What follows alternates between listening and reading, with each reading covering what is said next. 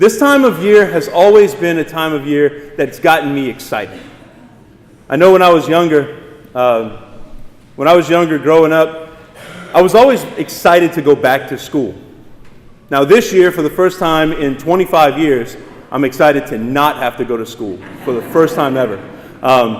Just really fired up about that. But it was always a time of excitement. Getting the new uniforms. I've never been more excited about solid black New Balance shoes for Catholic school, right? Getting all of my clothes and stuff ready. The yearly pilgrimage to Office Depot was always a good time. Had to get the perfect notebooks, the perfect folders, the right ink pens. Got to be the gel ink pens that do the click, not the other ones. You get the other ones, it starts bleeding through, man, it's not a good thing. If you don't have your supplies on point, then the whole year is going to be bad. But I remember growing up, while those were some exciting times, those were things that got me excited about school. The possibility of seeing my friends and stuff was always good. But I think the thing that got me most excited, and I think like a brand new notebook was something like that, was almost symbolic of this, was the amount of possibilities that the new school year had. The questions that I would go into school with, like when I was younger, is this the year that I'm going to meet my new best friend? That I'm going to like grow and be like best friends with, roommates in college with, kind of thing, right? Get a little bit older. Is this the year that I'm going to hit like the buzzer beater shot or get like the base hit that scores the winning run? Get a little bit older, get into high school. Is this the year that I'm going to meet my high school sweetheart? Didn't really work out for me, but you get the picture. Get into college. Is this the year that LSU is going to win another national championship? I think we all kind of questioning that. Into the seminary even. Is this the year that I'm going to be convinced that God is calling me to be a priest? Well, these questions of these possibilities, I think that quest for the possible is something that we all can relate to. I think those questions we ask, like a hunter would ask that question every time they wake up at 3 o'clock in the morning to go to their deer stand. And they're thinking, man, is today going to be the day that I'm going to kill that 10 point? That's going to have a good little spot right on my wall. Or a fisherman is going to think, is today the day that I can stop lying about how big the catch was? Right? Or, if you're a sports fan, is today the day, like we're going to pay all kind of money and sitting for hours and hours waiting for a game to start to see if today's the day that LSU is going to finally beat that other coach that will not be named at Alabama, right? These questions of these possibilities are there. And I think today in our gospel, we have another one. We have another question of the possible. Like, I don't think the disciples, whenever they got into that boat to go across, these are fishermen. These are men that would sail this sea, the Sea of Galilee, over and over, hundreds, if not thousands of times in their lives. I don't think when they got into the boat going across that they realized that something absolutely miraculous was about to happen. That before they got to the other shore, one of their friends, one of the men that was in the boat with them, would be walking on water. I don't think they realized that by the time they would make their trip across, that an episode would happen in Galilee that would now echo down 2,000 years later to cut off Louisiana and to the entire church. See, Jesus broke into their mundane, day-to-day, kind of boring life and did something miraculous. And this time of year, that routine kind of picks back up, right?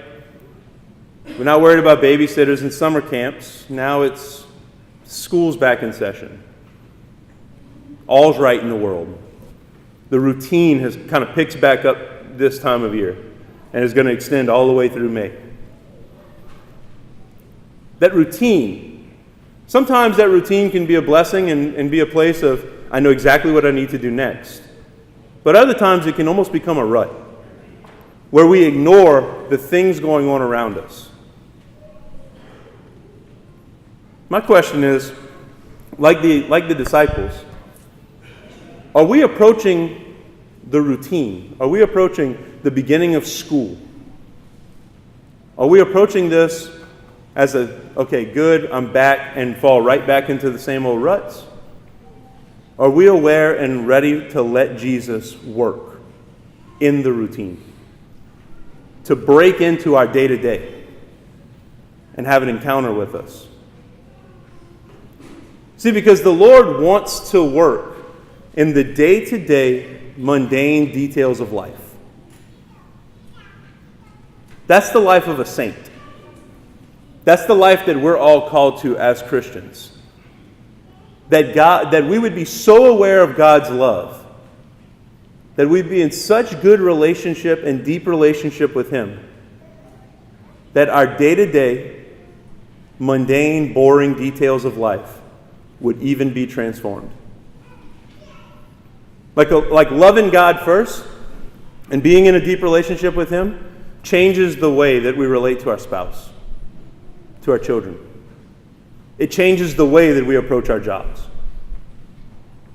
It changes the way we approach school and our studies. It transforms the way we live in the world, the friends we have, the people we relate with, the conversations we're willing to have, and how it is that we lift up or cut down one another.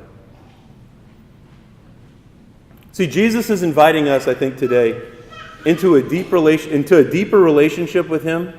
That's not something that's just abstract and kind of out there, but that's real and that's lived every single day. Our church gives us the sacraments, for example. And we see Jesus working, like He's ready and willing to work within that kind of routine of our life.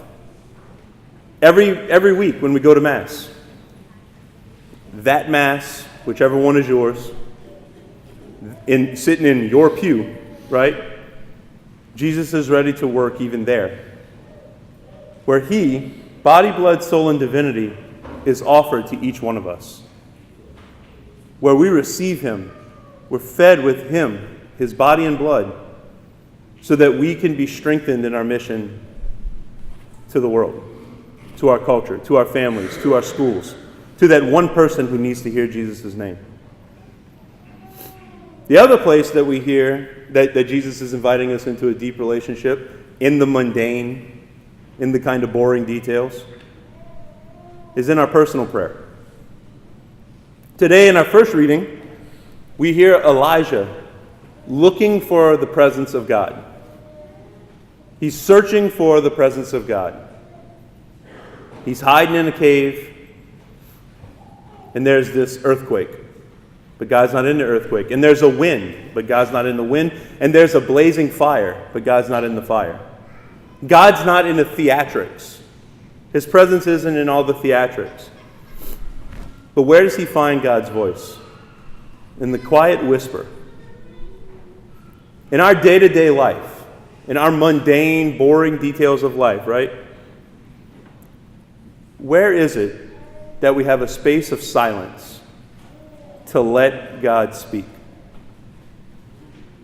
Where is it that we're opening up our ears to listen to God for 5, 10, 15 minutes? So often, myself included, we like to clutter every hour of our day with something. My encouragement, find 10 minutes. Whether that be 10 minutes before the kids wake up, 10 minutes before you go to sleep at night, 10 minutes on your way into work, and taking off the radio. But find 10 minutes to tell God what's going on in your heart, what's going on in your family, what's going on in your life, where you need to be blessed. But then also to be quiet and listen, to receive. If we're going to enter into a relationship with God, it can't be an ATM kind of relationship. I tell you what I need, you give me what I want. Rather, the Lord is inviting us into a relationship that looks a lot more like a dance, like a marriage, where it's two people intimately involved.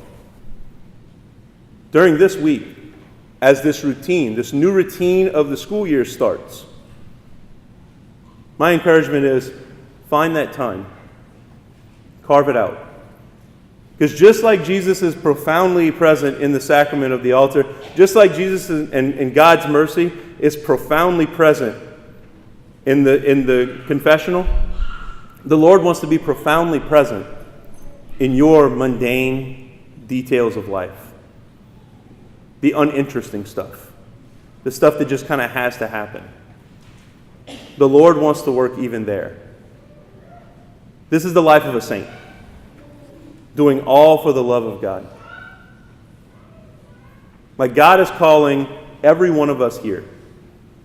Doesn't matter your age, doesn't matter your gender, doesn't matter your color, doesn't matter anything about you. God is calling each and every one of us here to be a saint, to be a close disciple of His, following Him every day, listening to His voice, and sharing His love with those we come in contact with. May our hearts be transformed to be those disciples that He's calling. May our hearts be transformed by an encounter with Him and His divine love, so that we would be so bold as to proclaim His gospel to all we meet, even in the mundane and boring details of life.